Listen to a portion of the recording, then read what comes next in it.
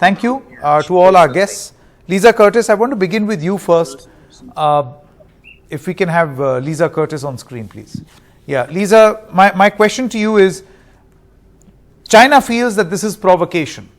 This is provocation that, and also, US divorcing from its known and stated one China policy. How would you respond? So I think it's important to note that this is not representative of a change in U.S. policy. The Biden administration has been very clear that it continues to support the One China policy and will be guided by the Taiwan's Relations Act in its Taiwan policy. So this is not a change. And some would argue that it was important to make this visit at a time when China had increased its aggressive behavior toward Taiwan. We've seen more incursions of its air identification zone than we have seen ever this past year. So we've certainly seen China step up its aggression toward Taiwan. We saw a very provocative speech from the Chinese defense minister at the Shangri-La dialogue a couple of weeks ago. So some would see this as necessary to show support to Taiwan. So I would say there's two different camps in the United States on the visit. One that I just spelled out on why it was important for her to follow through. Two, there are some who are questioning the timing of the visit, coming, shortly before China is preparing for its 20th Party Congress, where it will, President Xi is hoping to get a third term, which, I'm certain he will. But so it's a time where he has to show strength and resolve. Also, the Chinese economy is under pressure because of COVID lockdowns. So you really do have these two different camps. But I would say once China threatened Nancy Pelosi and threatened to shoot down her plane, then really she had no choice. She had to follow through and go on this visit because she could not be seen as being threatened by the Chinese. Okay. Raymond Vickery. Yes, sir. Good evening. Welcome. How do you look at this? I mean, China calls this provocation. Obviously, we've seen that the US is citing conventions, citing practices, the law, everything to say that things are normal. But this is the first big high-level visit in 25 years. So clearly something as a matter of policy may have changed. Well, thanks for having me. This is a very serious time. And I would point out that China has never the Chinese Communist Party has never had any rule of Taiwan. And I would also point out that what is it really at stake here, and it's very much tied with Russia's invasion of Ukraine, is the principle of international law that you're not allowed to use force to change the governing habits and institutions of a neighboring jurisdiction. And once Russia had invaded Ukraine, I fully expected that China would take a very close look at what it could do by military force, because that's a breach of international law.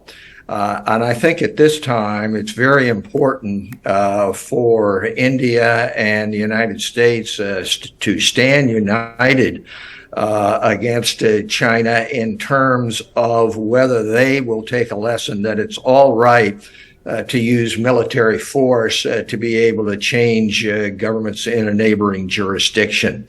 I don't think that should be allowed. I would point out, as a former Assistant Secretary of Commerce, that China has already taken various commercial steps in terms of shutting down imports, in terms of cyber attacks on Taiwan websites, in terms of stopping commercial flights. But the real question is whether or not international law will be observed vis-a-vis China. And India has a great stake in this. China has claimed all of Arunachal Pradesh. It has claimed various parts upon the border, claiming India territory as their own. Now, those disputes should be able to be resolved in a peaceful way, but not by military Mr. Vickery, actions. From the way you're speaking, it appears that you want India's support as far as the US position is concerned with absolutely no conditions, no strings attached, right? But the point is, Ambassador Dileep Sinha, that just like India had an extremely independent position as far as the Russia-Ukraine situation is concerned. In this situation also, should India not have a completely independent opinion, independent of what the United States position here is, and independent of what the Chinese or international position is, keeping and knowing very well that we are neighbors with this country? The US is not. Sanket, I entirely agree with you that we should maintain an independent position, but our position must be in sync with our national interest. Now, we must remember that China objects to our own leaders visiting our own province of Arunachal Pradesh. It protests then. So if we start accepting these kinds of protests on other territories, and China has been bullying its neighbors, I'm extremely glad that Nancy Pelosi has stood up this kind of bullying, whether it's bullying India in actual warfare like in Doklam or in the Galwan Valley, or it is the Arunachal Pradesh. China makes its territorial claims. Now, it's fine to make territorial claims, but China is a permanent member of the Security Council, of the UN Security Council. Now, the UN Charter states that you cannot use force or the threat of force. Now, here China is repeatedly using the threat of force. Now, we have to see whether it actually uses force or not. Obviously, it will not, because the US is standing up to it. And I'm glad it is, because China has been bullying its smaller neighbors in Southeast Asia, in South China Sea, where it's been occupying one little rock after another, claiming that these are islands that belong to some Chinese empire. I don't know what time and when in history. But China claims all these territories. China has picked up a fight with almost all the countries of Southeast Asia, in our region also.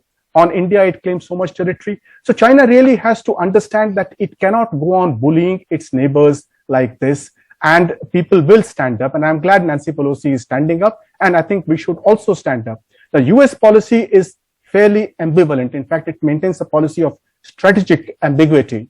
So we do not necessarily have to see what the US policy is, but this particular act where a country called Taiwan has the right to stand up and defend itself. Now, who decides whether Taiwan is a part of China or not? It is the people of Taiwan who can decide this, not somebody sitting in Beijing. And that is extremely important. Okay, I believe that there is a statement which has come in. It has been put on Global Times, which is considered as close as to the official position of China. That's the tweet on your screen right now. China state-affiliated media says China will definitely take all necessary measures to resolutely safeguard its sovereignty and territorial integrity in response to the US speaker's visit. All the consequences must be borne by US and the Taiwan independence separatist forces. This is the foreign minister on Pelosi's visit to Taiwan. That's a statement that has come in on Global Times. So clearly a threatening tone. It rests all the consequences on the US and the Taiwan independence separatists, right? We are checking for more tweets by this by the Global Times. But Vivek Mishra, can the world afford another confrontation, or will there be another confrontation? This year we saw Russia-Ukraine. Are we heading towards another one? Well, the likelihood of confrontation in international relations cannot be played down, especially in a milieu that we live now. But I think this visit is important in three contexts. One is, there was an erosion in the U.S. assurances in the Pacific theater. And I think with this visit, some of that will be mended. The second is the Indo-Pacific. I think the entire expanse of the Indo-Pacific needed some kind of reassurance. Whether this will directly translate into a resolute assurance or not, but definitely it's a metal. The third is, of course, the fact that it's symbolic. There had been several statements coming from China, pretty harsh, on quote unquote not playing, do not play with fire, etc. So I think to that extent, this visit is important, because had it not taken place, there were already narratives being set around the capability of China in the A280 domain, the area access, the anti-access access area denial capabilities. So all of these would have been blown out of proportion, that China has such capabilities. I mean, it certainly has, but the tone and the narrative would have been at a completely different level. So I'm glad this visit is taking place at a time. And it's also a message as much as to China as, as a reassurance to the Pacific partners of the United States. And I think the comfort that a House Speaker sort of has in a presidential system also allows some flexibility for Nancy Pelosi, as Biden laid out, to be able to conduct this visit. Maybe that visit in a prime ministerial setup in India may not be possible. But so also some of the legislative structures have helped, make this visit happen. But I think overall, it's a good reassurance for the Pacific theater, for the partners of the U.S., who are in alliance with the United States since 1950s, and also to the Indo-Pacific partners. And at a time when we are trying to sort of create alternative to infrastructure in this region, to China's Belt and Road Initiative, etc., etc. So particularly in the infrastructure domain, in the economic investments, etc. So I think it's a welcome visit. We will see how this pans out. But also, I mean, we are already seeing there have been some cyber attacks already on Taiwan systems. But this could go a little. Sure. Okay. Lisa Curtis, what is your reading on a repeat of what we saw in Russia and Ukraine? Well, I think the previous speaker was correct that given that we have seen the Russia-China no limits partnership, which was spelled out in February, just 10 days or so before Russia's invasion of Ukraine, that there is concern that China is watching very closely and learning lessons from Russia's invasion of Ukraine. Now, the good news is the U.S. and Europe have been very unified, very cohesive in the response. Sanctions have been, widespread and very tough on Russia. So in some ways, it's good that China is seeing that unified international condemnation of Russia's invasion of Ukraine, so that it doesn't get any ideas or encouragement for what it might try to do in Taiwan. But I think that we still have to be concerned. This has certainly raised tensions to a very high level between the U.S. and China. So right now, I explained why the visit had to go forward once the Chinese had actually threatened Nancy Pelosi. It was very important that she follow through with the visit. But now is a time to, try to put some guardrails around this. Nobody wants conflict, but the problem is we're going to be in a situation where miscalculation can happen. The rhetoric is going to be heated. So there needs to be steps, perhaps behind the scene, for the two sides to try to lower the temperature.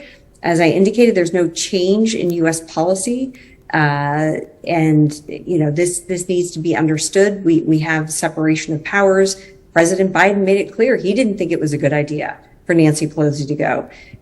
So there was definitely not a sort of cohesive, whole of government plan to have this visit happen. It has happened. No, but then Lisa Curtis, this can also be seen as a larger strategy. So whatever Nancy Pelosi does will have consequences internationally on the sort of relations that US is going to have from here on with China.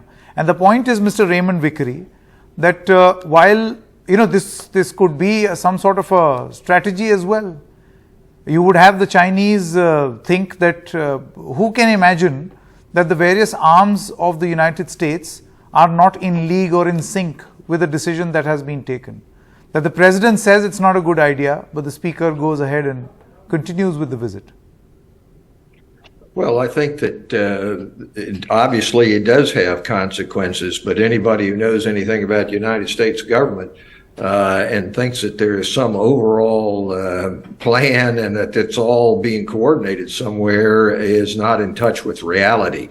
The reality is that we have a vibrant democracy, we have separation of powers, and it is not the case that there is some overall person that decides everything. I would associate my views with those of the previous speakers. I think India needs to be independent in what it does, but it also needs to look at its own self-interest in terms of upholding the rule of law. And that is particularly against China's very aggressive actions that it has taken since Xi has taken over that government. I do think that this can be turned positively if people will unite, the U.S. and India, other lovers of democracy, in order to promote the principle of international law. You don't take over another jurisdiction by force. Okay, Ambassador Sinha, there is a view in India also, and we've heard many people and many write-ups and many speeches where people seem to suggest, pretty high up in the establishment, who say that could there possibly be a need for India to rethink on a one China policy, given what China seems to be doing, the salami slicing along the border, the constant dispute along the Galwan region in Tibet, the Arunachal crisis. Given all these provocations of China, should we use a rethink of the one China policy as possibly a tool? Well, we have certainly revised and improved our relations with Taiwan over the last decade or so. So to that extent, our one China policy has been evolving. And if you recall, there were statements by the former minister, Sushma Swaraj, who had pointed out that China cannot continue its policy of treating Kashmir as a disputed area and yet expect India to pursue a one China policy. So I think there's certainly enough in China's policy to provoke us into abandoning this so-called one China policy. Eventually, we have to see the reality, and the reality is that Taiwan is a separate, independent country today. Now, whether it is a part of the larger Chinese cultural unity or not, that's a separate issue. The fact is, for example, in our subcontinent, we are one unit culturally, but we are 8-9 different countries. So it is possible for two countries to have the same culture and yet be two different independent states. So while I think it would be too provocative right now to say that we should formally abandon our one China policy, I think we should certainly improve our relations with Taiwan to a point where we can trade with Taiwan, have Taiwanese investment in India. We require that investment for our own economic growth. So in our own national interest, I think it's extremely important that we improve relations with Taiwan. Whereas with China, our relations have become difficult because our trade is imbalanced. Chinese investment in India invariably impacts on our national security. So all these factors mean that we have to balance our relations with PRC, with the People's Republic, with our relations with the Republic of China, which is Taiwan. All right, Ambassador Sinha, Raymond Vickery, Lisa Curtis, as well as Vivek Mishra, many thanks for joining us. Some statements from China that you are seeing flashing on the screen right now, where they say that the PLA may carry out military exercises and the consequences will be borne by the US and what China calls Taiwanese separatists. We'll keep tracking all the latest updates as far as this developing story is concerned. Back in a moment. Stay with us.